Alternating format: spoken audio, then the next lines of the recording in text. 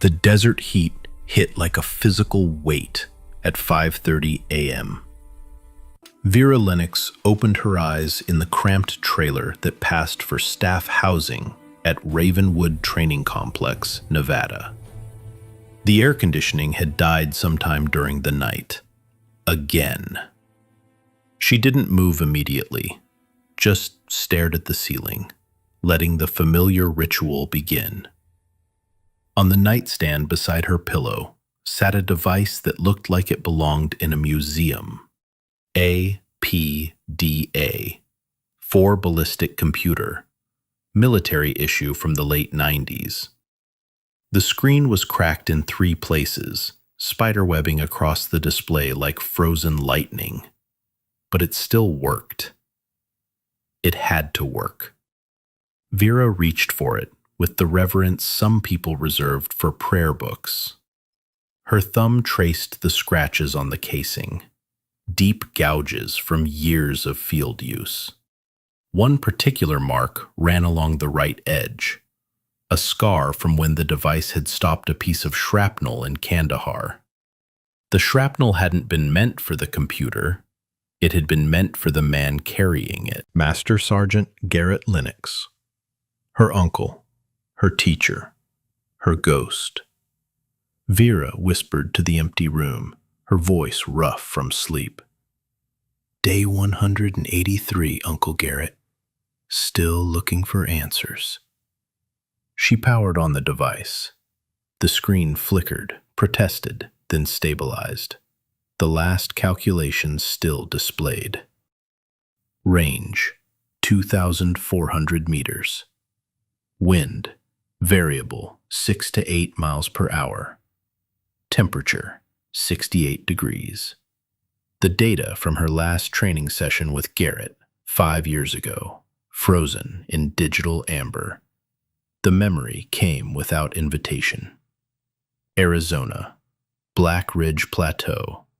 Rain falling in sheets, turning the red earth to mud. A crowd of maybe 40 people, most of them locals, who'd known Garrett as the quiet man who could drop a coyote at distances that seemed impossible. The funeral had been simple. Anything elaborate would have felt wrong. Vera had stood at the graveside, 25 years old, and holding this same cracked PDA, while the minister spoke words that meant nothing. Hunting accident, they'd called it. A tragic mishap. Garrett Lennox, age 60, deceased from a single gunshot wound while tracking elk in the backcountry. But Vera had seen the ballistic reports. She'd studied the angles. She'd done the math. The shot that killed her uncle had come from 2,800 meters away. Minimum. You don't make that shot by accident. You don't make that shot unless you're one of the best snipers alive. And you certainly don't make it while hunting elk.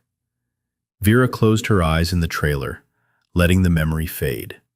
5 years. 5 years of questions with no answers. 5 years of a grief so deep it had hollowed her out and rebuilt her into something harder. She set the PDA down carefully and rose from the narrow bunk. The trailer was a box, 80 square feet of metal and regret, a hot plate that barely worked, a mini fridge that hummed like it was dying, a closet that couldn't fit a week's worth of clothes. This was what 6 months of wages as a maintenance worker could afford. But Vera wasn't here for comfort. She pulled on her work uniform, faded tan cargo pants, a gray shirt with Ravenwood Facilities stenciled across the back, steel-toed boots that had seen better decades. The outfit made her invisible. Just another support staff member. Just another nobody keeping the base functional while the real soldiers did the real work. Perfect. Vera caught her reflection in the small mirror above the sink. 30 years old, dark blonde hair pulled back tight, gray eyes that people said were intense until she learned to soften them, to look away, to become forgettable.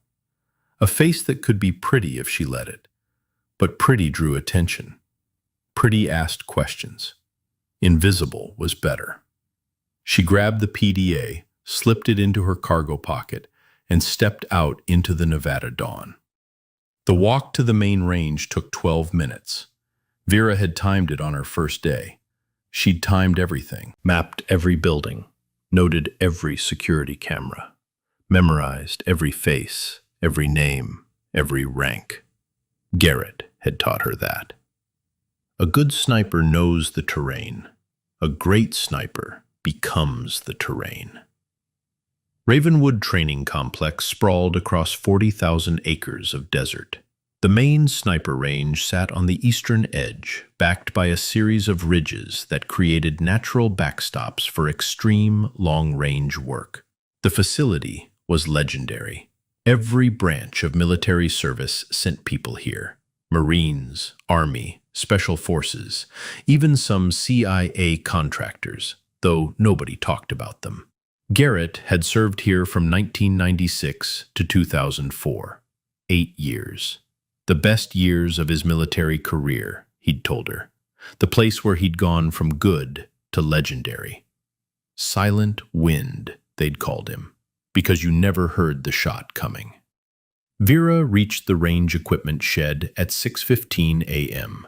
The door was already unlocked. Third shift security made their rounds at 6, which meant she had exactly 45 minutes before the day shift supervisor showed up. Inside, the shed smelled like gun oil and desert dust.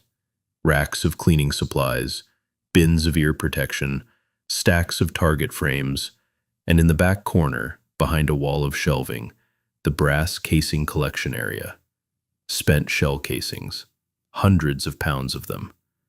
After training sessions, someone had to police the range, pick up every single piece of brass, sort it by caliber, prep it for recycling or reloading. That someone was usually Vera. She grabbed a collection bucket and a pair of work gloves. The gloves had holes in 3 fingers. She'd requested new ones twice. The requests had been ignored. Maintenance workers ranked somewhere below the janitorial staff in the base hierarchy. Also perfect. Vera walked onto Range 7, the primary long-distance course. The morning sun was just starting to paint the ridge lines orange and gold. Beautiful, if you had time for beauty. She didn't. Her eyes went immediately to the firing line. Already set up from yesterday's session. 3 shooting positions, sandbags, rifle rests, and in the center position, secured in a precision mount, a weapon that made Vera's heart skip. A Barrett MRAD. Multi-role adaptive design, chambered in .375 Chi-Tac. The rifle was almost 4 feet long and weighed close to 15 pounds empty. Matte black finish, folding stock, suppressor already attached. The kind of weapon that cost more than Vera made in a year. But that wasn't why her hands trembled as she set down the bucket. She'd seen this exact rifle before. Not one like it, this one, specifically. Vera's eyes tracked to the serial number stamped on the receiver. She'd memorized it 6 days ago when she'd first noticed the rifle in the armory during a routine cleaning assignment. MRAD 7742196.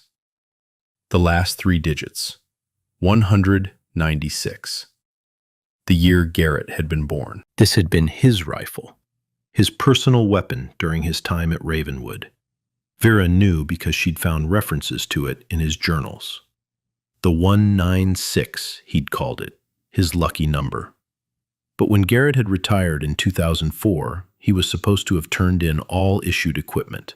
Vera had assumed he'd complied. He'd always followed regulations to the letter, except, apparently, for this. 2 years ago, after Garrett's death, someone must have found the rifle among his effects, returned it to base inventory, and now here it sat, being used by people who had no idea whose hands had first zeroed that scope.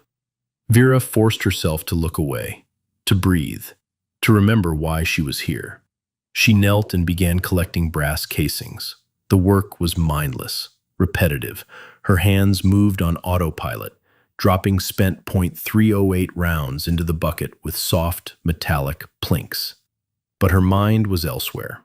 3 years ago, she'd begun her own investigation into Garrett's death, following leads the police had ignored. The ballistic reports didn't match. The angle was wrong. The distance impossible for a hunting accident. She'd found a name: Marcus Webb, former Army sniper, dishonorably discharged. The kind of man who sold his skills to the highest bidder. She'd traced his movements, found he'd been in Arizona the week Garrett died, found witnesses who'd seen a man matching his description scouting the backcountry. But no proof, no evidence that would hold up in court. So she'd done the only thing she could. She'd come to Ravenwood, where Garrett's rifle was, where the answers might be, where she could establish herself as someone worth protecting when the truth finally came out. 6 months. She'd been at Ravenwood for 6 months, watching, listening, learning the patterns. The sniper training unit ran exercises 4 days a week. Different instructors, different students, but one constant: Master Sergeant Holden Thorne. Vera had studied him the way Garrett had taught her to study wind, patiently, from every angle. Thorne was 38, career military, 15 years in special operations before rotating to instructor duty. By all accounts, he was exceptional. Consistently accurate out to 1,800 meters. Technically proficient, demanding of his students, and arrogant in a way that made Vera's teeth ache. She'd watched him humiliate a private 2 weeks ago for missing a 600-meter shot. Watched him mock a corporal's question about wind compensation. Watched him strut through the base like he was doing everyone a favor by sharing his presence.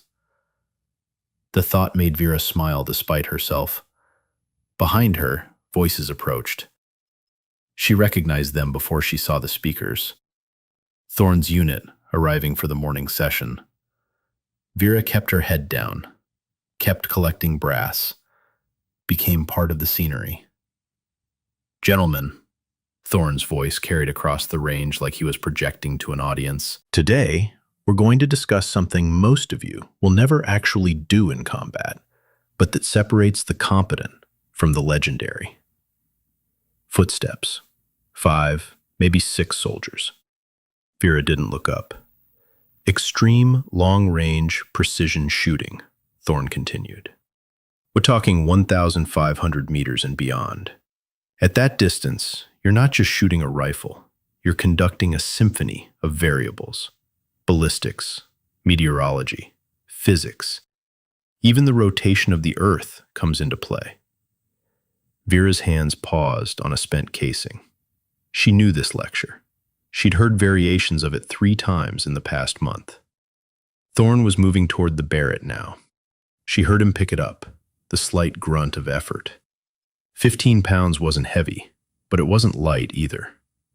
"This," Thorne said, and Vera could hear the reverence in his voice, "is a Barrett MRAD, chambered in .375 Shytac. This is not just a rifle. This is a surgical instrument. At 1,500 meters, it doesn't just hit a target. It erases it." One of the students, a young voice. "What's the effective range, Sergeant?" "Depends on your definition of effective," Thorne replied. "But in the right hands, with the right ammunition, you can expect consistent accuracy out to 2,000 meters.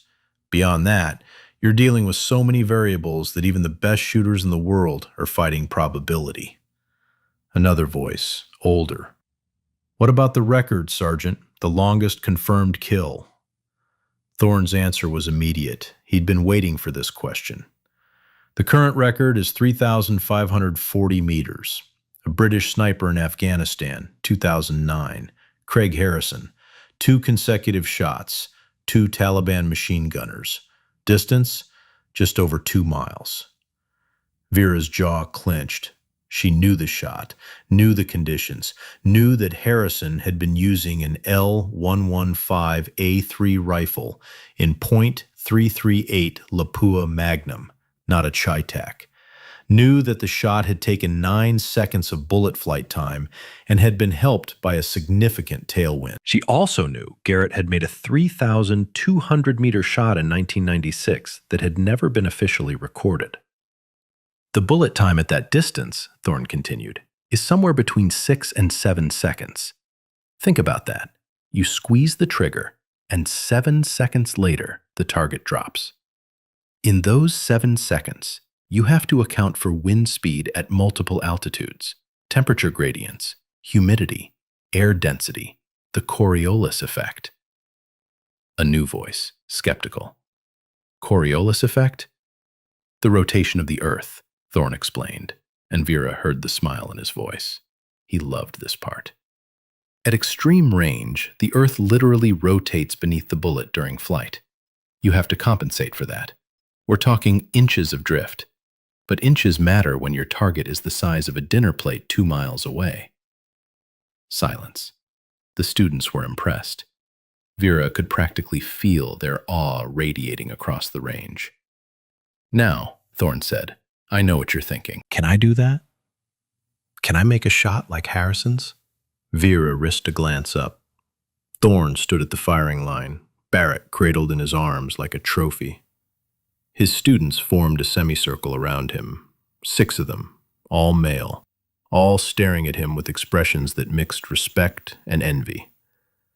Private Beckett, the youngest, spoke up. Have you ever attempted a shot like that, Sergeant? Anything close to the record? Thorne's smile was visible from 30 feet away. My personal best is 1,800 meters, clean kill on a simulated target. Beyond 2,000 meters? I've trained for it, studied it. But honestly, beyond that range, you're dealing more with luck than skill. Don't let anyone tell you different. The mathematics become so complex, the variables so numerous, that even with perfect preparation, you're basically praying to the ballistics gods. He set the Barrett back on its mount with exaggerated care.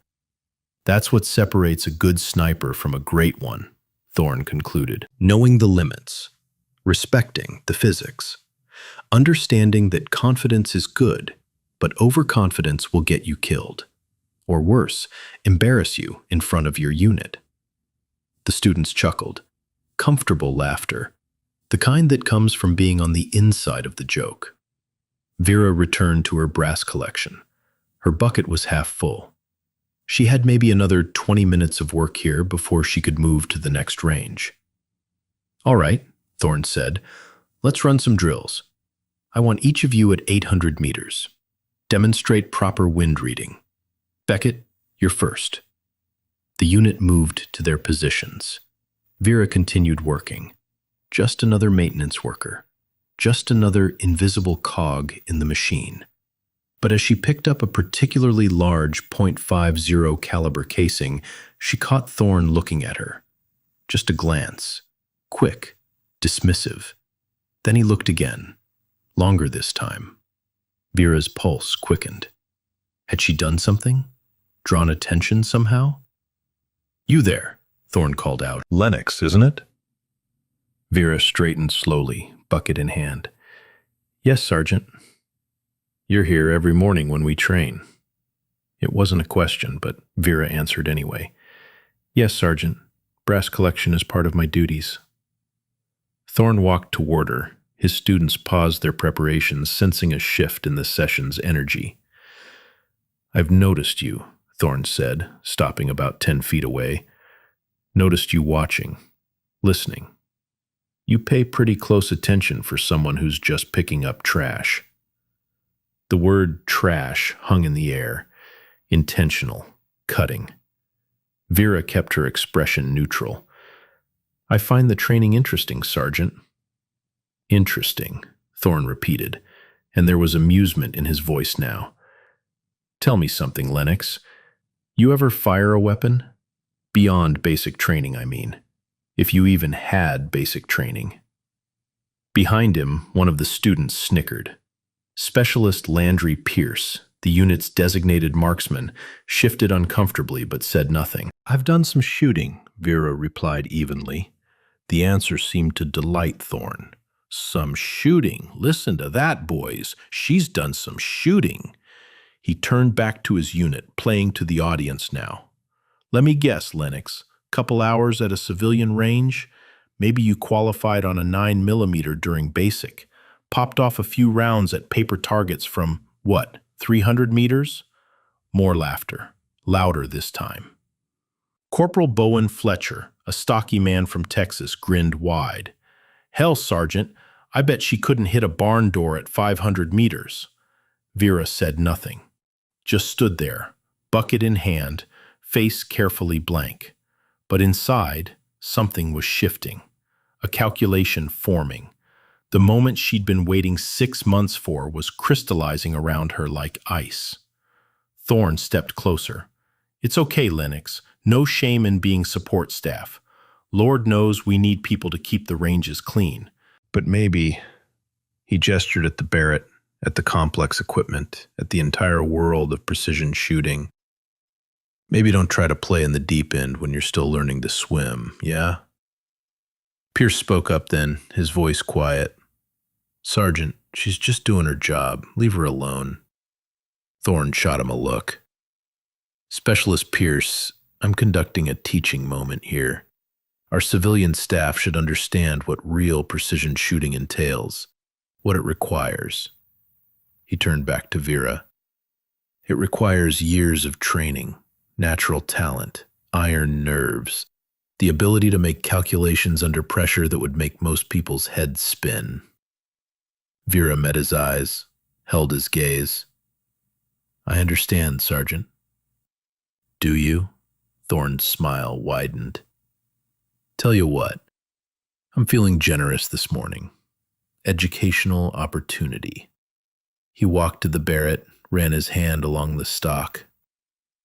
I'll set a target at 1,000 meters. Child's play for a trained sniper, but challenging for a civilian. You get one shot with my rifle. Just one. Hit anywhere on the steel plate, and I'll personally put your name forward for sniper school. Hell, I'll even write the recommendation myself. The range went quiet. Even the wind seemed to pause. Thorne continued, but when you miss, and you will miss, maybe you'll understand the difference between collecting our brass and actually being one of us. Maybe you'll appreciate just how hard what we do really is. Vera could feel every eye on her. The students, Thorne, even the landscape seemed to be watching. This was it. The opening she'd been engineering for 6 months. The moment when invisible became unavoidable. But she had to play it right. Push back too hard, and Thorne would sense something wrong, accept too easily, and he'd know she'd been waiting for this. I appreciate the offer, Master Sergeant, Vera said carefully, but I have duties to finish. The brass needs to be sorted by... Don't be shy, Fletcher called out. It's just for fun. Fun, Vera repeated softly. Thorne's expression shifted. Something darker moved behind his eyes. This wasn't about teaching anymore. This was about humiliation, about putting someone in their place, about reminding everyone on this range that there was a hierarchy, and people like Vera Lennox existed at the very bottom of it. Actually, Thorne said, his voice taking on a theatrical quality, let's make this really interesting. He turned away from the 1,000-meter range. His eyes scanned the desert, moving across the familiar territory until they fixed on something in the distance. Forget 1,000 meters, Thorne announced. That's too easy. Not a real test. He walked to the spotting scope, already set up on a tripod at the firing line, adjusted the focus, scanned the horizon. There, he said finally, Iron Veil Ridge. Vera knew Iron Veil Ridge. Everyone who worked at Ravenwood knew it.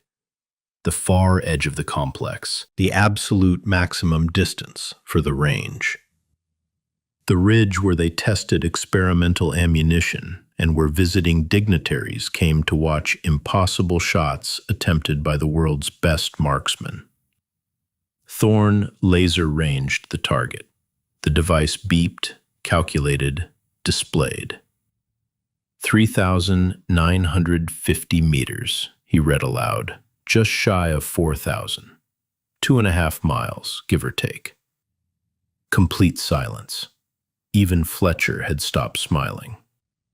Specialist Pierce stepped forward. Sergeant, that's extreme long-range competition territory. That's not— I know exactly what it is, Specialist, Thorne cut him off. And I know Ms. Lennox here isn't going to get anywhere close. That's the point. He looked at Vera, and his smile was razor sharp. If you hit that target, that 24-inch orange circle on Iron Vale Ridge that's currently 2.5 miles away, I'll eat every word I've ever said about support staff.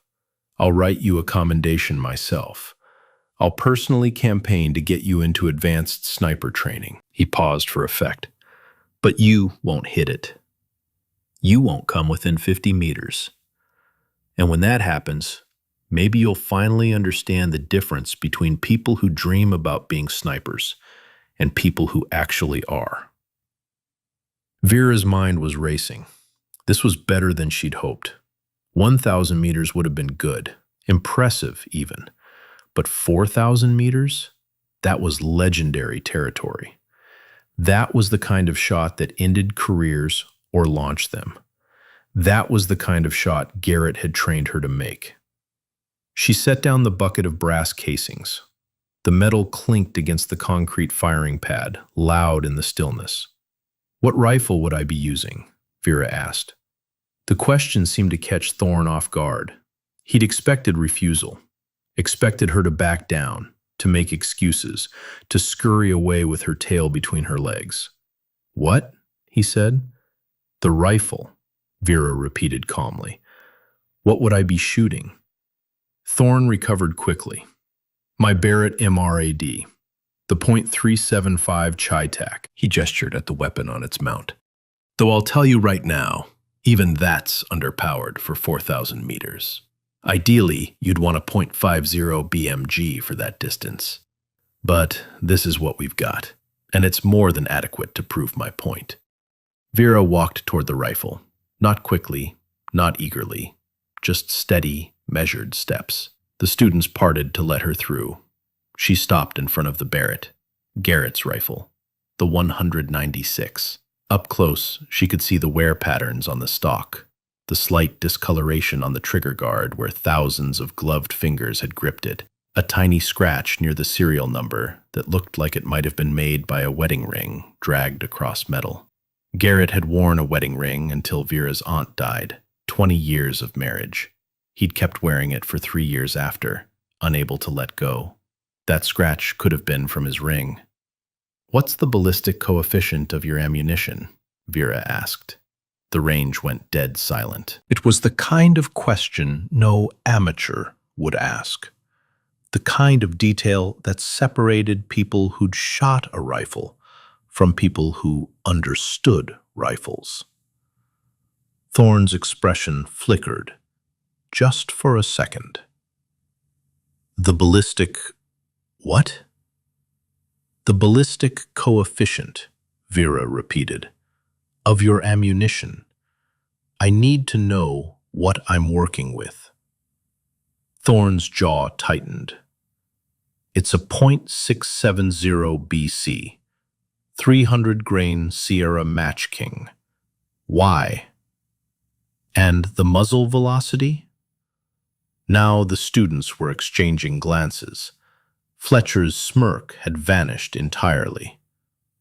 Around 2,700 feet per second, Thorne said, and Vera could hear the edge in his voice. Though with this particular barrel, you're probably getting closer to 2,650. Okay, Vera nodded. Thank you. She turned away from the rifle, walked to the nearest wind flag, about 100 meters downrange.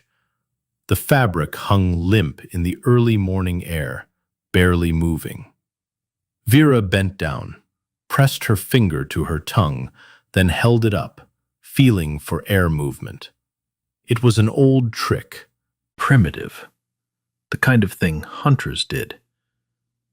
Behind her, Fletcher couldn't help himself. What is this? The Weather Channel? She thinks she's a meteorologist now? Vera ignored him.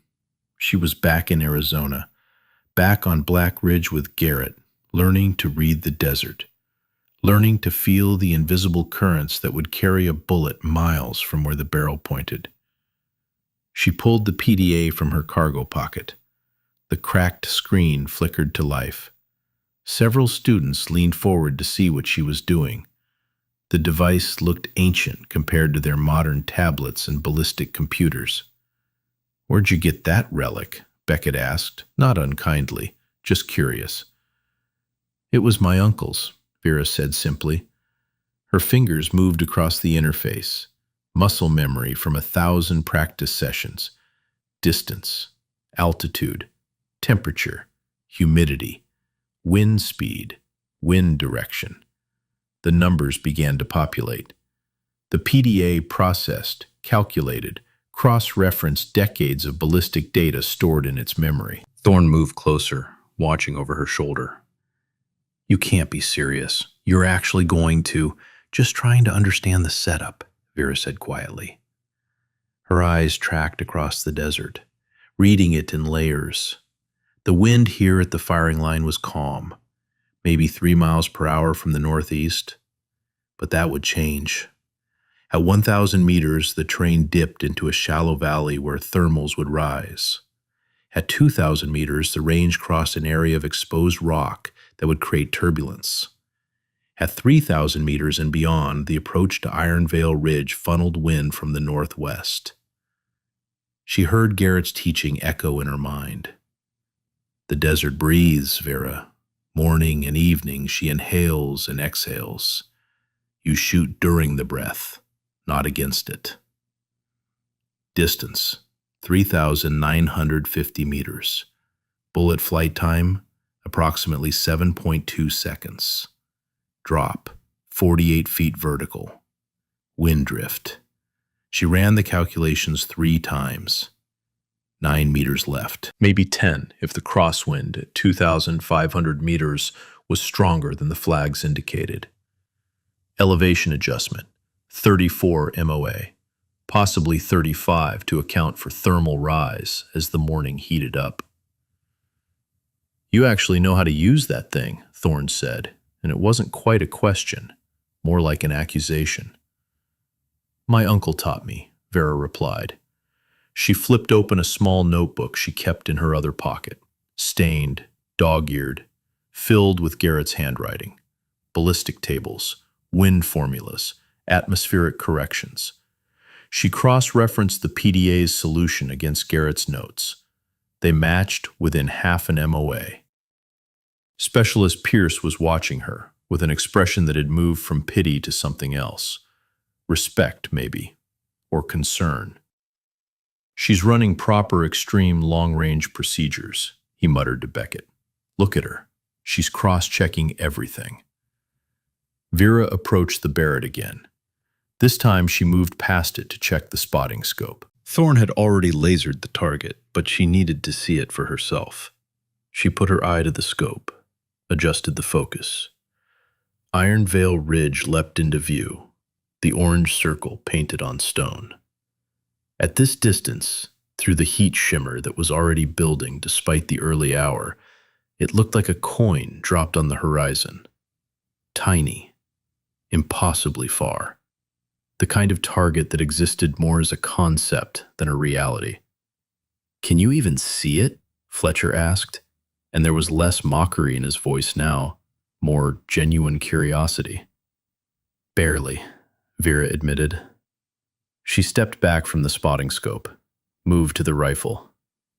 Garrett's rifle. She had touched this weapon exactly once before. 6 days ago, during a late-night cleaning shift when she'd been alone in the armory.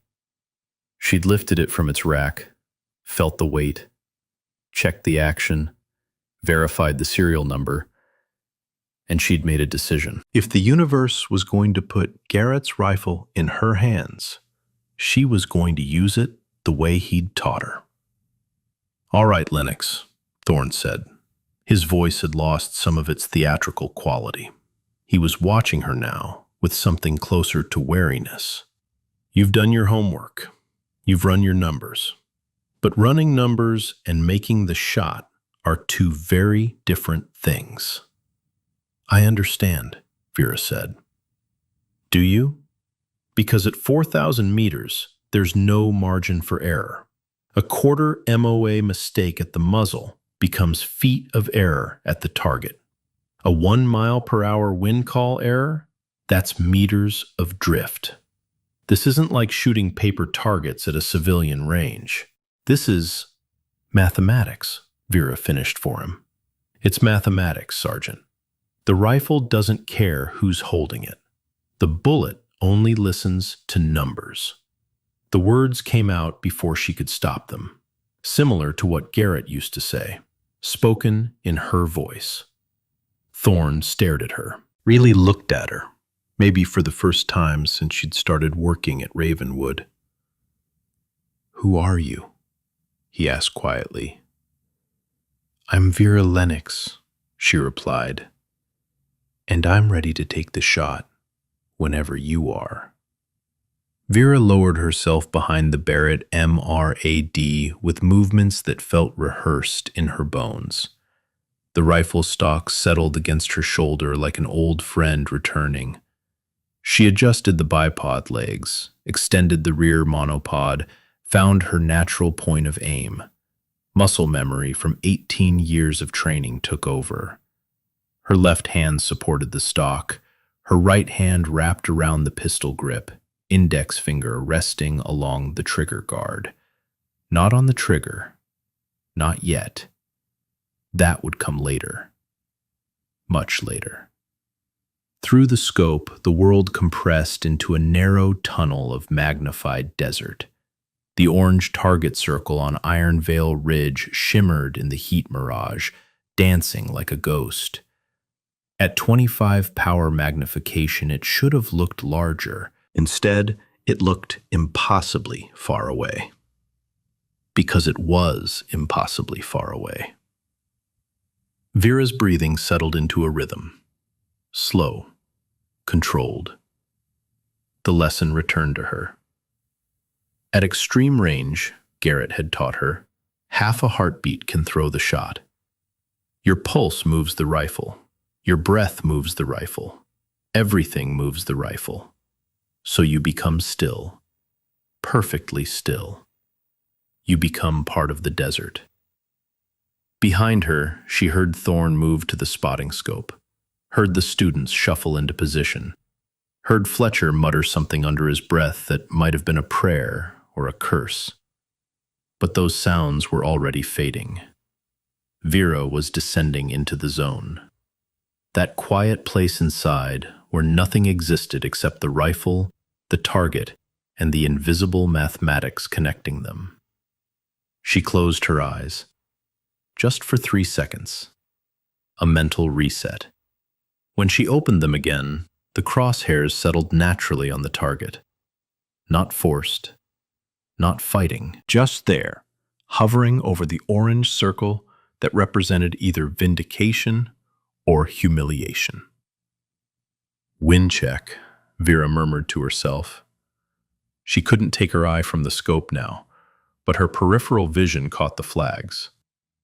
The one at 500 meters hung limp, no movement. The one at 1,000 meters showed slight flutter, maybe 2 miles per hour from the east. The mirage through the scope told a different story. At 1,500 meters, heat waves boiled upward in thick columns. Thermal rise. The desert heating up as the sun climbed higher. That would push the bullet up slightly. She'd need to compensate. At 2,000 meters, the mirage shifted. Horizontal movement. Crosswind from the right. Not strong. 4 miles per hour, maybe 5. But enough to matter across the next 1,000 meters. Beyond that, she was reading ghosts.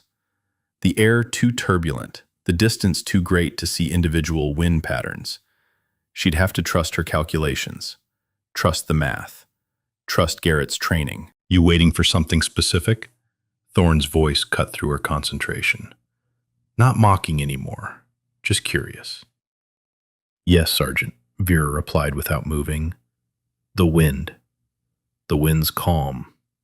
Here it's calm. At 2,500 meters, there's a crosswind. I'm waiting for it to settle. Silence behind her. Then Pierce's voice, quiet with understanding. She's reading the full wind line, not just the flags we can see. That's... Beckett started, then stopped. That's advanced wind reading. That's competition level stuff. Vera didn't respond. Couldn't respond. She was counting now. Timing the pattern she'd noticed over the past 6 months of watching this range every morning. The Nevada desert had a rhythm. Wind would gust for 40 seconds, then calm for 30. Gust, calm. Gust, calm. Like breathing. She'd timed it with Garrett's old watch, documented it in her notebook, verified it against weather data. The pattern held with remarkable consistency between 6 and 8 in the morning. Gust. The flag at 1,000 meters snapped taut. Vera waited. Calm. The flag drooped. 43 seconds later, gust. Flag up again. Calm. Flag down. 31 seconds that time. Close enough. Next calm window. That would be her moment. The seconds crawled by. Vera's world had compressed to almost nothing now. Just the reticle. Just the breathing. Just the waiting. In her mind, Garrett's final training session played on repeat. Black Ridge, 5 years ago.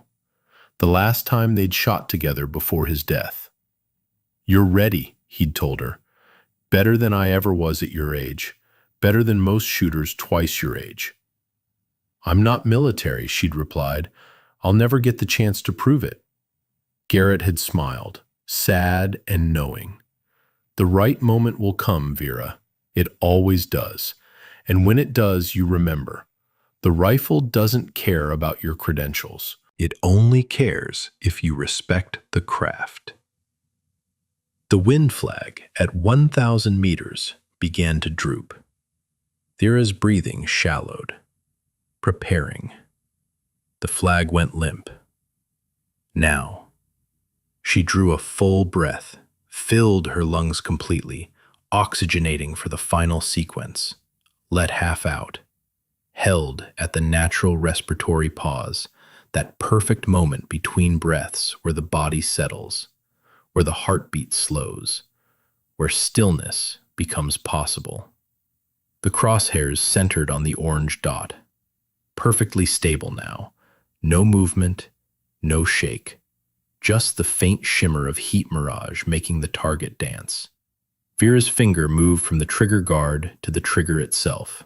First stage of the 2-stage trigger took up slack. No pressure yet, just contact. Her heartbeat thudded in her ears. Slow, steady. She waited for the pause between beats. Thump, pause. Thump, pause. On the next pause, she began applying pressure. Smooth, gradual, increasing, not pulling, not jerking, just steady, inevitable pressure. 1 pound. 2 pounds. The world narrowed to the size of a quarter. Everything outside that orange circle ceased to exist. 3 pounds. She heard Garrett's teaching. You don't fire the rifle. You let the rifle fire itself. 3¼ pounds. The trigger broke. The Barrett roared. Sound and fury erupted around Vera. The concussion slammed into her ears despite the suppressor. Recoil hammered her shoulder with 14,000 pounds of chamber pressure transformed into kinetic energy. The rifle bucked, lifted, settled. Dust exploded from the firing line. A cloud of Nevada desert kicked up by muzzle blast, obscuring everything for half a second. But Vera stayed in the scope, rode the recoil, let the rifle settle back onto target. She watched the bullet trace leave the barrel, a faint silver line in the air, the supersonic projectile creating a visible pressure wave that lasted maybe a tenth of a second before vanishing. Then nothing but waiting. 7.2 seconds of waiting. But in Vera's mind, time moved differently. 3 years of investigation compressed into this moment. She'd been tracking Marcus Webb privately, following leads the police ignored. The ballistic reports didn't match. The angle was wrong. The distance impossible for a hunting accident. She'd found witnesses who'd seen a man matching his description scouting the backcountry, but no proof, no evidence that would hold up in court. So she'd done the only thing she could. She'd come to Ravenwood, where Garrett's rifle was, where the answers might be, where she could establish herself as someone worth protecting when the truth finally came out. This shot wasn't just about proving her skill. It was about proving that Garrett's death hadn't been in vain, that his legacy would continue, that the man who killed him would face justice, not through her hands, not through revenge, but through the system, through the weight of evidence that someone with power would build, through the law. This shot was proof she belonged here, proof she deserved to stay, proof that when the evidence finally came together, she would be here, established, protected, ready. The 300-grain Sierra Match King left the muzzle at 2,650 feet per second, 1,200 miles per hour, supersonic by a factor of 2. But physics didn't care about speed. Gravity began pulling the instant the bullet cleared the barrel. 32 feet per second squared. Relentless. Inevitable. The bullet started dropping immediately, carving a parabolic arc through the air. At the same time, air resistance fought back. Drag force proportional to velocity squared. The bullet slowed. Not much, but enough. 500 meters. Still supersonic, still climbing relative to the line of sight. The upward angle Vera had built into her scope adjustment meant the bullet rose above the bore line, peaked, then began its descent. 1,000 meters. Starting to drop now. Real drop. Fighting gravity with every foot of forward travel. 1,500 meters. The thermal column Vera had anticipated. Rising air created lift. Microscopic, but real. The bullet drifted up a fraction, maybe 6 inches. 2,000 meters. The crosswind section. Air moving left to right at 5 miles per hour. The bullet, now traveling at roughly 1,800 feet per second, spent exactly 1.1 seconds crossing this zone. In that time, the air mass pushed it left. 9 inches, maybe 10. 2,500 meters. Halfway through the flight.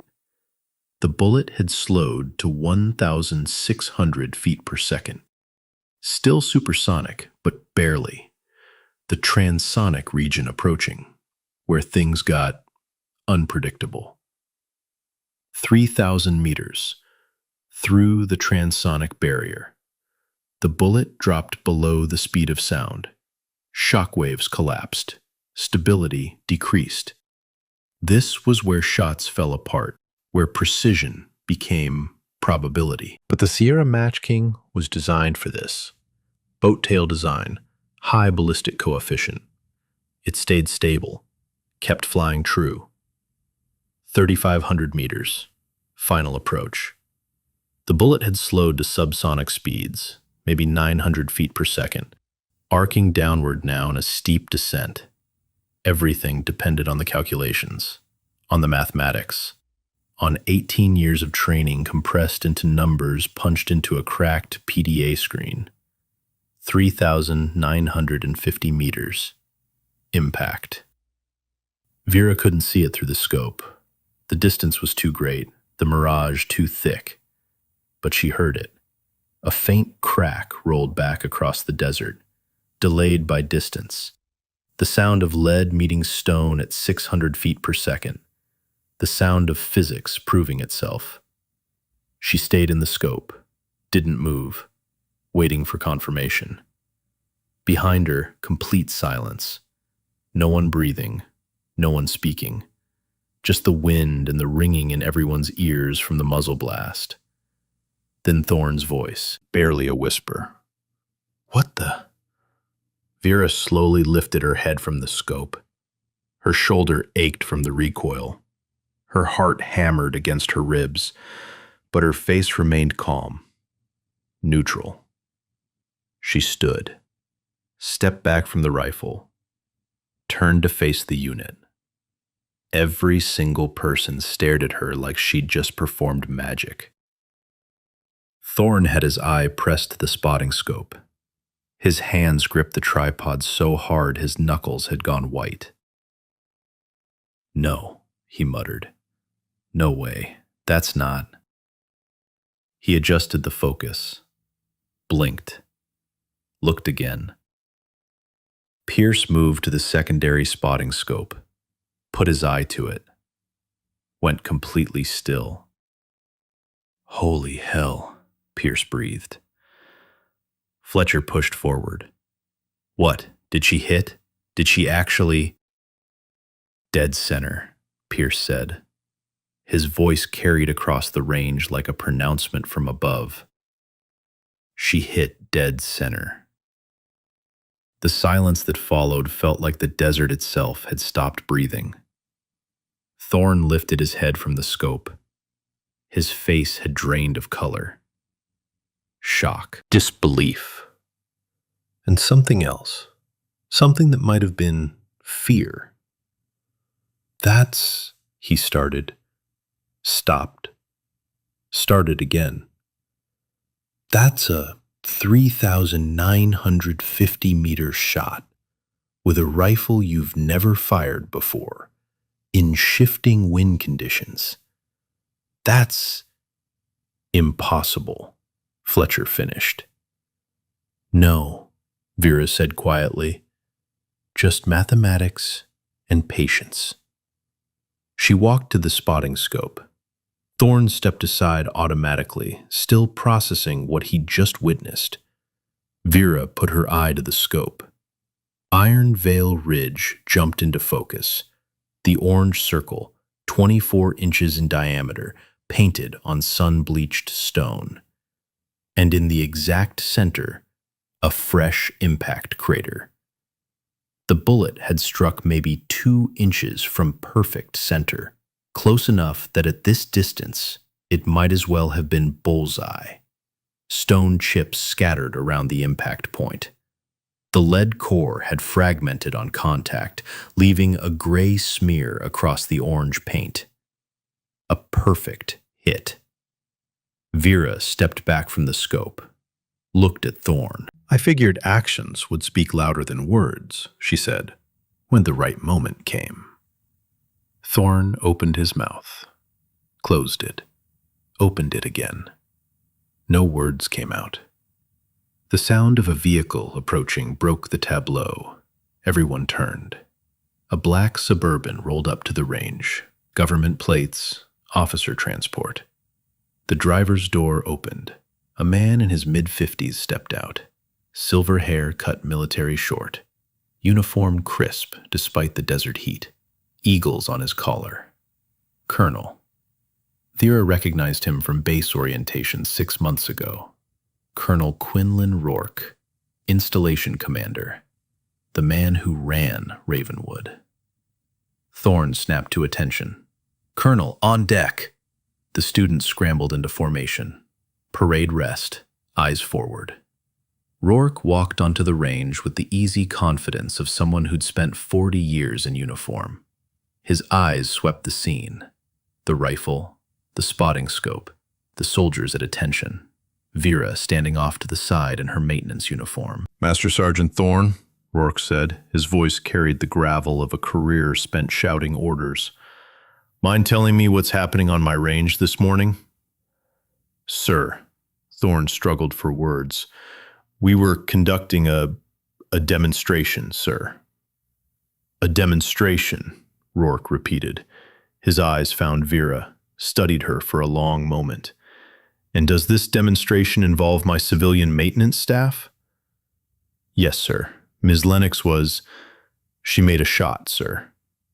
"A shot," Rourke said. He walked to the spotting scope, bent to look through it without asking permission. The privilege of rank. He was quiet for maybe 10 seconds.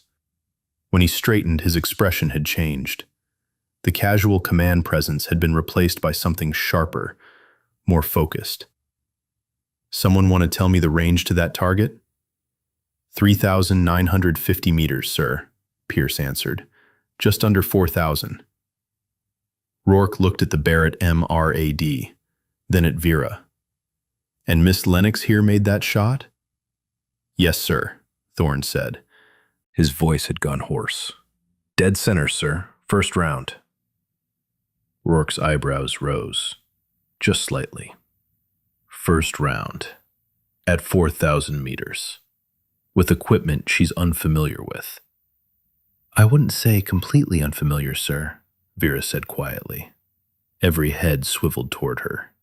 "You didn't speak to a colonel without being addressed first, especially not as a civilian, especially not as a maintenance worker." But Rourke just looked at her, patient, waiting. "I've worked with similar systems before," Vera continued. "I understand the platform." "Similar systems," Rourke echoed. "Where exactly did you gain experience with precision long-range rifle systems, Miss Lennox?" "My uncle taught me, sir." "Your uncle." Rourke's expression shifted, something flickering behind his eyes. "Would this uncle have a name?" Vera met his gaze. Direct, unflinching. "Garrett Lennox, sir, Master Sergeant. He served at Ravenwood from 1996 to 2004. The reaction was immediate. Rourke's entire demeanor changed. His eyes widened. His stance shifted.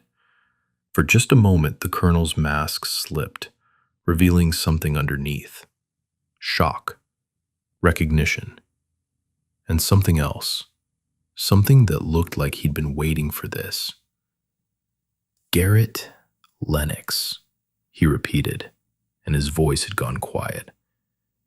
"Silent Wind Lennox." Thorne looked between them. "Sir, you knew him?" Rourke said. "I served with him, Sergeant. He was the finest sniper I ever had the privilege of working alongside." He turned back to Vera. "Garrett Lennox was your uncle?" "Yes, sir." "He trained you?" "From the time I was 12 until he died 5 years ago. Yes, sir." Rourke was quiet for a moment, processing. Then he walked to the Barrett MRAD, ran his hand along the receiver, found the serial number. "MRAD 774-2196, he read aloud. Then, softer, the 196. This was Garrett's personal rifle. "I know, sir," Vera said. "How long have you known?" 6 days, sir. I recognized the serial number during a cleaning rotation." Rourke looked at her with an expression that mixed respect and something that might have been sadness, and perhaps relief. "And you've been here how long?"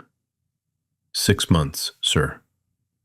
6 months working maintenance, watching, waiting. It wasn't a question. "You came here looking for something." "Yes, sir." "Looking for what?" Vera hesitated. This was the moment, the choice. Keep pretending or tell the truth. She chose truth. Answers, sir, about how my uncle died, and about why this rifle came back to Ravenwood when he was supposed to have turned in all equipment when he retired. Rourke nodded slowly. Those are fair questions. Questions I think we need to discuss. But not here. Not now. He turned to Thorne. Sergeant, I'm going to need you to file a report on what just happened here. Complete documentation, target distance, conditions, results, everything. Yes, sir. And Sergeant, that report goes directly to me. Classified. No one else sees it until I say otherwise. Understood? Understood, sir. Rourke looked at Vera again. Miss Lennox, I'd like you to come to my office this afternoon, 1400 hours. We have things to discuss. About Garrett, about that rifle, and about what happens next. Yes, sir. Until then, you're relieved of maintenance duties for the day. Go get some rest. You just made one hell of a shot. You've earned it.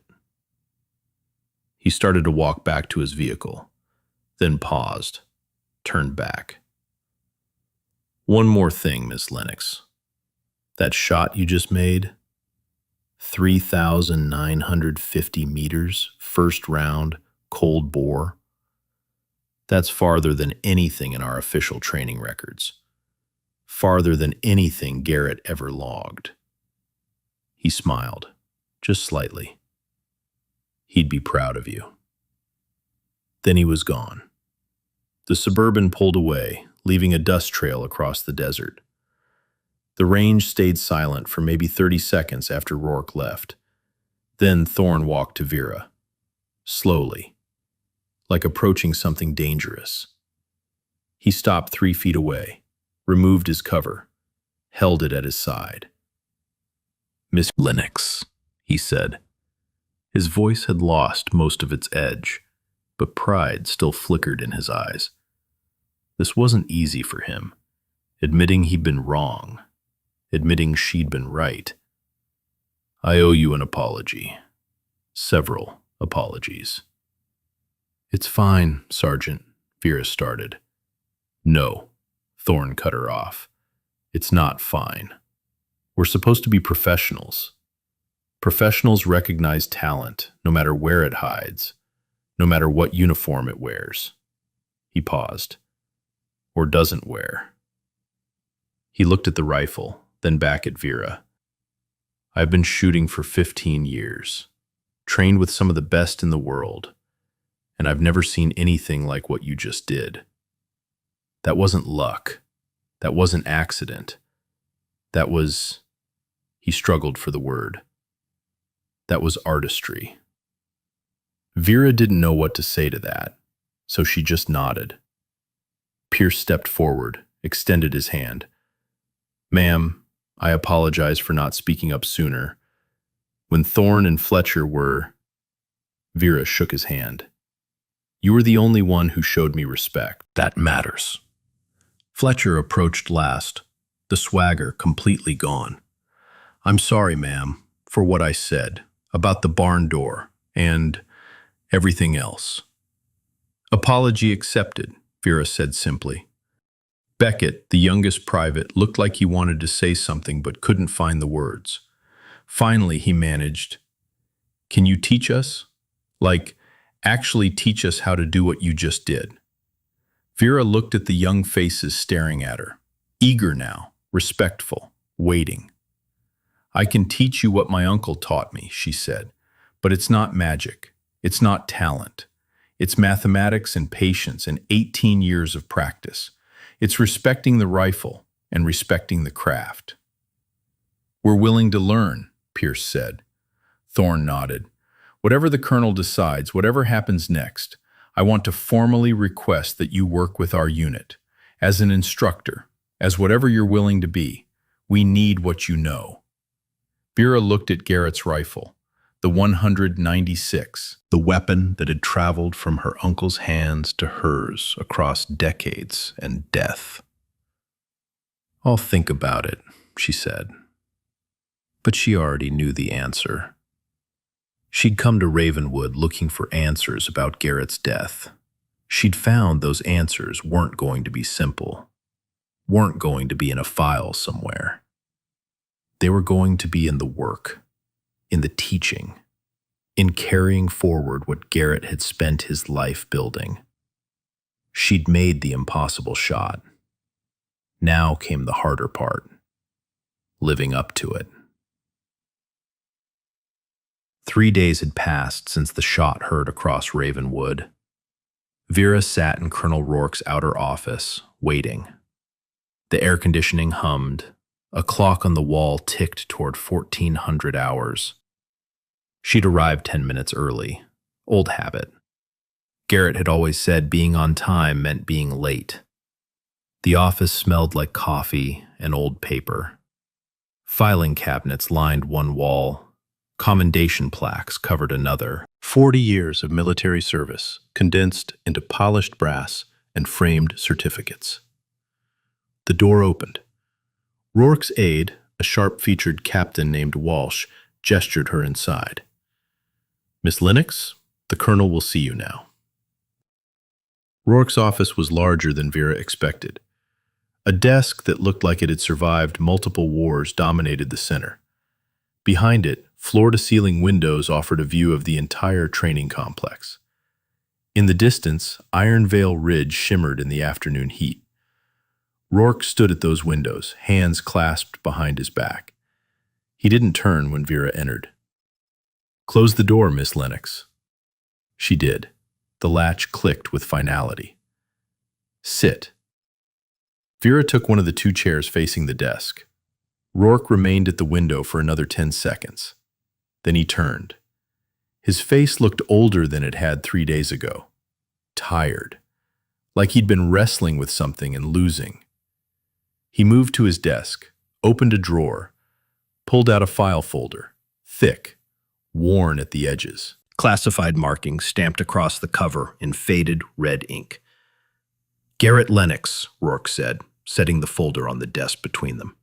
"Master Sergeant, service record 1976 to 2004. 28 years, 3 combat deployments, 14 commendations, sniper instructor rating, advanced marksmanship specialist." He opened the folder. Pages upon pages of documents, service records, training reports, mission summaries. Official record says he retired in 2004. Honorable discharge, full benefits. Went home to Arizona to live out his remaining years in peace. Rourke looked up at Vera. "That's the official record. Want to know what really happened?" Vera's throat had gone dry. "Yes, sir." Rourke pulled a photograph from the folder, slid it across the desk. The image showed 2 men in desert camouflage, early 2000s judging by the equipment. One was clearly Garrett, younger but unmistakable. The other was Rourke, 30 years and several ranks ago. "Iraq, 2003, Rourke said. "Garrett and I were attached to a joint task force. Hunter-killer operations against high-value targets. Garrett was the best shot in theater, bar none." He pulled out another document, mission report, heavily redacted. "March 2004. Garrett made a 3,200-meter shot that eliminated a target our entire intelligence apparatus had been hunting for 8 months. Perfect conditions, perfect execution, perfect result." Rourke's expression darkened. What wasn't perfect was the aftermath.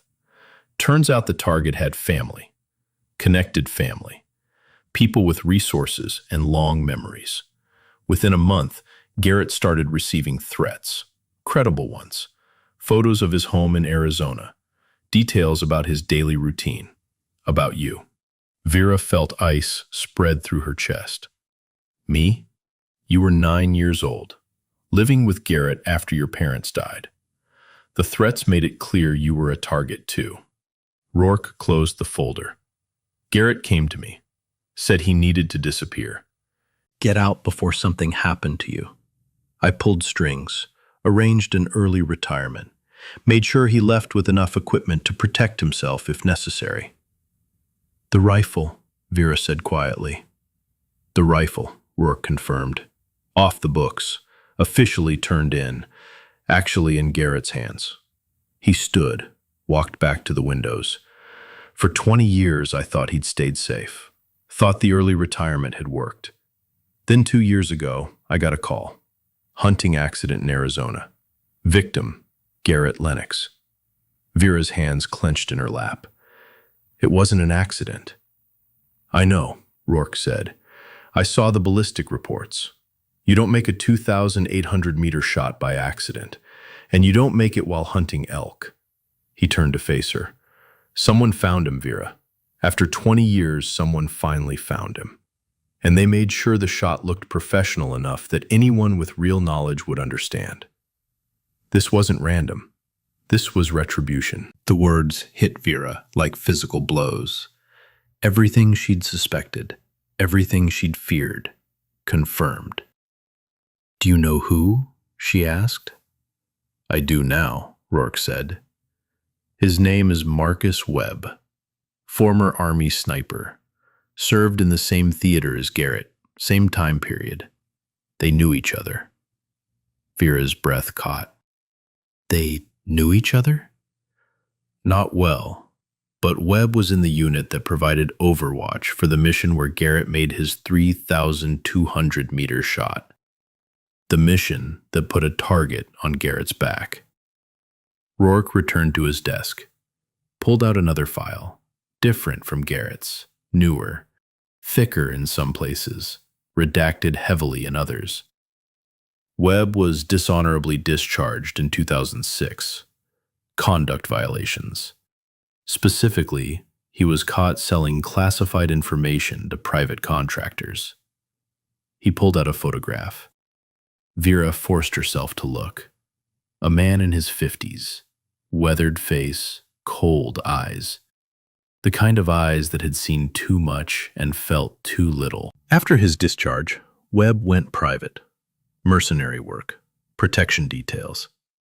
And when the money was right, wet work. Assassinations, Vera said flatly. Yes. Rourke pulled out another document. We've been building the case for 6 months, ever since you arrived here, actually. Your presence gave me the leverage I needed to reopen the investigation without raising flags. He slid a ballistic report across the desk. This is from the rifle that killed Garrett.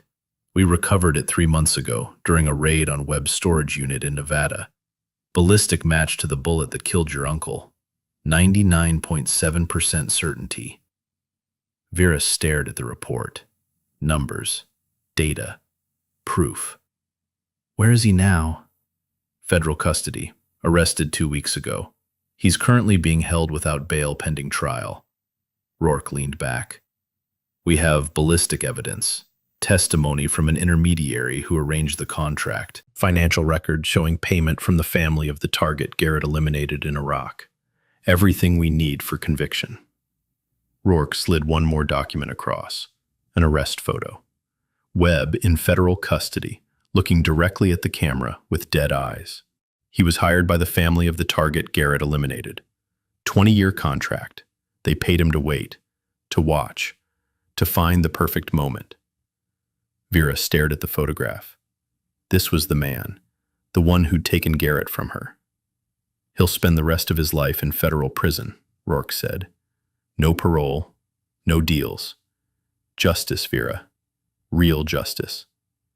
She should have felt satisfaction, relief, closure. Instead, she just felt tired.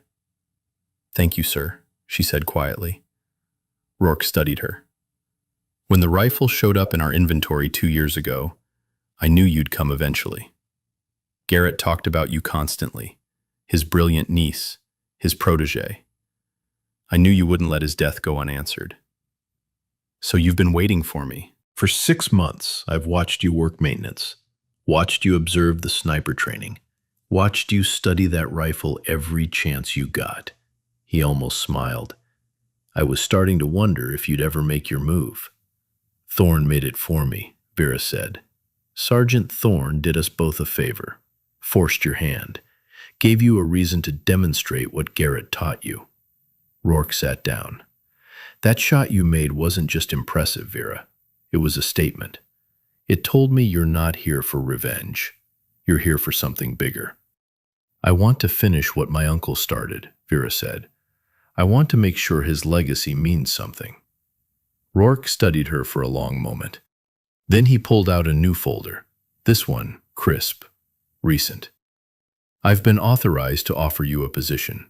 Civilian long-range shooting consultant. You'd work directly with our sniper training program. Help develop new curriculum based on Garrett's methods. Train the next generation. He slid a contract across the desk. The pay is better than maintenance work. You'd have access to all our facilities, all our equipment, and most importantly, you'd have protection, official protection. Anyone who came after Garrett's family would have to go through the full weight of the United States military to get to you. Vera picked up the contract, scanned the terms. The salary was triple what she made now. The position was permanent, civilian GS-12 equivalent. Benefits, security clearance, everything she needed to build something real. There's one condition, Rourke said. Vera looked up. You stop investigating Garrett's death. You let it go. Let me handle it through official channels.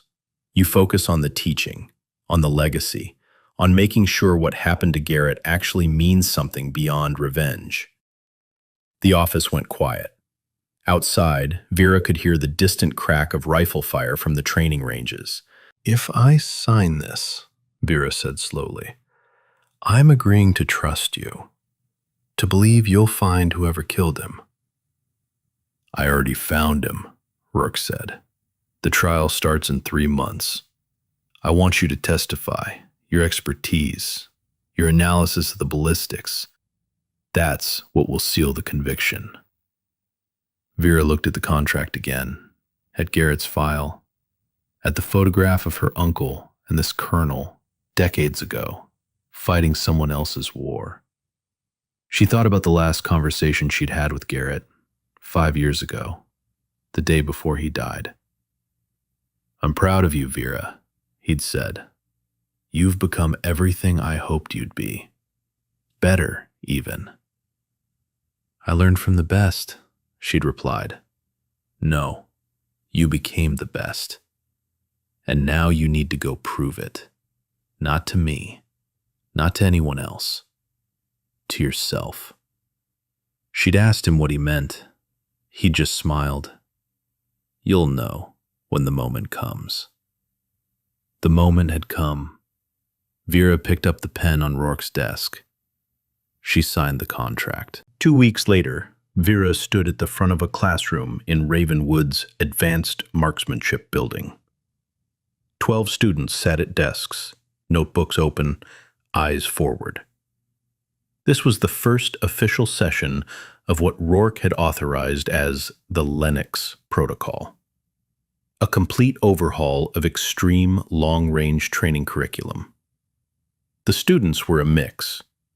Thorne sat in the back row, his earlier arrogance replaced by something closer to humility.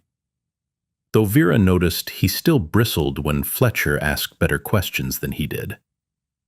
Old habits died hard. But he was trying. That's what mattered. Pierce and Fletcher sat together in the middle. Beckett in front, eager as always. The rest were specialists and corporals from other units. All volunteers. All here because word had spread about the civilian maintenance worker who'd made the impossible shot. Vera had spent the past 2 weeks preparing. Not just lesson plans and training schedules. She'd gone through Garrett's journals, his notes, his training philosophies. She'd distilled 28 years of his knowledge into a curriculum that balanced theory with practical application. On the wall behind her, she'd hung a photograph. Garrett at age 40, standing next to a rifle on a desert range. The same range where Vera had made her shot, the same rifle she'd used. My uncle believed, Vera began, that anyone could learn to shoot. But learning to shoot and becoming a sniper are completely different things. She clicked a remote. A slide appeared on the screen. Physics equations, ballistic coefficients, atmospheric models.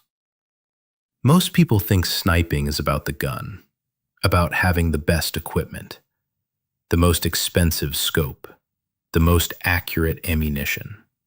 She paused. Those things help, but they're not what makes you dangerous. She clicked again. New slide. A photograph of wind flags. What makes you dangerous is understanding that every shot is a negotiation with physics. You're not fighting the target. You're collaborating with gravity, wind, temperature, air density, and a dozen other variables. You're finding the path of least resistance through space and time. Thorne raised his hand. Vera nodded at him. Ma'am, when you made your shot last week, you waited 16 minutes before firing. What exactly were you waiting for? The desert to breathe out, Vera said simply. Confused looks. She smiled. The desert has a rhythm. Morning thermals rise and fall in predictable cycles. I timed the pattern for 6 months. Every morning between 600 and 800, the wind gusts for 40 seconds, then calms for 30. I was waiting for the calm window when the crosswind at 2,500 meters would settle enough to let my calculations work. Pierce leaned forward. You timed the wind patterns for 6 months? Every morning, documented in a notebook, cross-referenced against weather data. Science isn't about single observations. It's about patterns, repetition, understanding systems. She clicked to the next slide. Garrett's wind reading technique. Detailed diagrams showing how to read mirage layers at different distances. This is what my uncle taught me when I was 12 years old, before I ever touched a rifle. He made me spend an entire summer just watching the desert, learning to see the invisible, the air currents, the heat rises, the way wind moves across terrain. For the next hour, Vera taught, not lecturing, engaging. She asked questions, drew students out, made them think through problems rather than memorizing solutions. When she demonstrated wind reading, she took them outside, made them wet their fingers and feel the air, made them watch flags at different distances, made them understand that shooting at extreme range wasn't about what you aimed at. It was about what happened to the bullet during the 7 seconds it spent flying. By the end of the session, every student had filled pages of notes. As they filed out, Thorne approached. Ma'am, I wanted to say thank you for giving us the chance to learn this, for not holding a grudge about how we treated you. Vera looked at him. Sergeant, my uncle spent his life teaching. He believed knowledge should be shared, not hoarded. I'm just continuing his work. Thorne nodded, hesitated. Can I ask you something personal? You can ask. That shot you made, the 4,000-meter shot, was that the farthest you've ever attempted? Vera considered the question. In training, I've gone to 2,400 meters. Nothing beyond that. Ravenwood was the first time I attempted anything past 3,000. Thorne's eyes widened. You made a shot 1,500 meters farther than anything you'd practiced? The mathematics worked. The conditions were right. And I had faith in my uncle's training. Thorne shook his head. That's either the bravest or the craziest thing I've ever heard. Maybe both, Vera admitted. 6 months passed. The Lennox Protocol became the new standard for extreme long-range training at Ravenwood. Students who completed the program showed dramatic improvements in accuracy and wind reading skills. Several went on to set new base records at distances previously thought impractical. Vera became a fixture at the ranges, no longer invisible, no longer dismissed. She was Dr. Death now, a nickname the students had given her with affection rather than fear. But she still lived in the same trailer, still drove the same beat-up truck, still wore her maintenance uniform when she wasn't teaching. Some things didn't need to change. On a Friday morning in March, Vera received a call from Rourke. "It's done," he said simply. She didn't need to ask what. She'd been tracking the trial for 3 months, following every motion, every piece of evidence presented. She'd testified 2 weeks ago, explaining the ballistic evidence in detail that left no doubt this had been a professional hit. Verdict? Guilty on all counts. First-degree murder, conspiracy, interstate flight. The judge handed down life without parole. Federal supermax. He'll never see daylight again. Vera sat on the edge of her trailer bed, the same bed she'd been lying in when this all started, when she'd whispered to Garrett's ghost that she was still looking for answers. "Thank you, sir." "Thank you, Vera. Your testimony was what sealed it, the way you explained the ballistic evidence, the impossibility of the shot being accidental. The jury deliberated for less than 2 hours. After she hung up, Vera didn't feel triumph, didn't feel vindication. She felt quiet, settled, like a chapter had finally closed. Work called back an hour later. "There's something else," he said. "The Department of Defense is launching a new long-range training initiative, multi-service, multi-agency. They want Ravenwood to host it, and they want you to run it." He emailed her the proposal. "It's a big step up. More resources, more students, a real chance to spread what Garrett taught you across the entire military. What do you think?" Vera looked at the proposal, at the scope of what they were offering. Then she looked at the photograph on her desk. Garrett and Rourke, decades ago, building something that mattered. "I think my uncle didn't die for revenge," Vera said. "He died because he made a choice to protect someone, to protect me. And the best way I can honor that is by protecting others, by teaching them to be better, to be safer, to come home." She looked at Rourke's number on her phone. "I'll do it." 1 year after the shot that changed everything, Ravenwood held its first graduation ceremony for the expanded Lennox Protocol program. 15 students stood at attention in dress uniforms, men and women, Marines, Army, Air Force, even 2 CIA contractors who officially didn't exist. Among them stood former Corporal Fletcher, now a certified extreme long-range specialist, Private Beckett, who'd set a new base record at 2,600 meters, Specialist Pierce, who'd been promoted to instructor and now taught alongside Vera.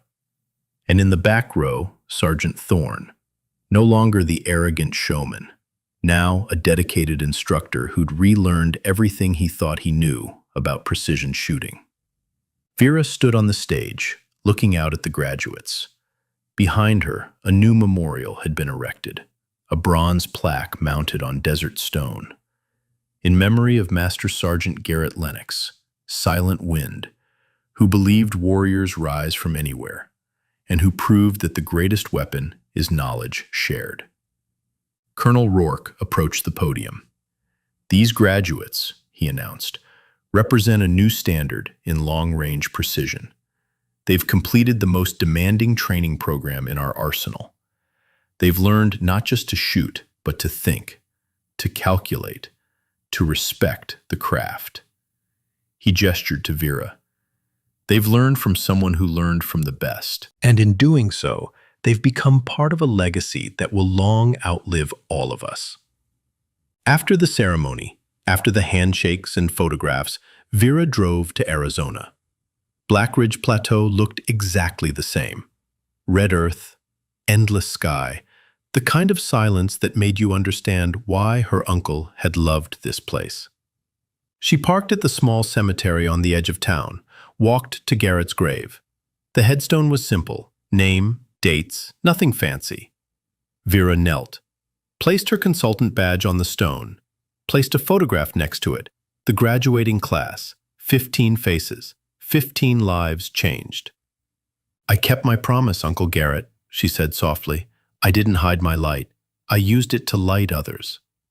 A breeze picked up, gentle, familiar, the kind Garrett had taught her to read when she was 12 years old. Behind her, footsteps approached. Vera turned. A young girl stood there, maybe 10 years old, bright eyes, confident stance. A man behind her, presumably her father. "Are you Vera Lennox?" the girl asked. "I am. My dad said you're the best sniper in the country. Is that true?" Vera smiled. "I'm not the best. I'm just someone who was lucky enough to learn from the best. Will you teach me someday?" The question hung in the desert air. Vera looked at the girl, saw herself at that age, saw Garrett teaching her to read wind, saw the unbroken line of knowledge passing from one generation to the next. "What's your name?" Vera asked. "Ainsley." "Ainsley, how about I teach you right now? First lesson is free." The girl's face lit up. Vera stood, led Ainsley away from the grave, toward the open desert. "See those heat waves?" Vera pointed at the horizon. "That's called mirage. It's caused by air at different temperatures mixing together. If you want to shoot accurately at long range, you need to learn to read it." "How?" "By watching, by being patient, by understanding that the invisible things are often the most important." Ainsley stared at the shimmering air with intense focus. Her father approached Vera. "Thank you for this." "Thank your daughter," Vera replied. "She's the one brave enough to ask." She watched Ainsley study the desert, learning to see what most people missed. Behind them, Garrett's grave stood quiet in the afternoon sun. But his legacy was walking, talking, learning, spreading. Vera had come to Ravenwood looking for answers about her uncle's death. She'd found something better. She'd found his life's work, and she'd made it her own. The bucket of brass casings she'd been collecting that morning 1 year ago still sat in the equipment shed, gathering dust, forgotten. But Vera would never forget the moment she set it down. The moment she stopped being invisible. The moment she proved that warriors don't need rank or recognition. They just need the courage to step forward when the moment demands it, and the skill to make the shot count. Wind swept across Black Ridge Plateau. Constant, patient, eternal. Just like the lessons Garrett had taught. Just like the legacy Vera would carry forward. One student at a time, one impossible shot at a time. One hidden warrior revealed at a time. The story wasn't over. It was just beginning.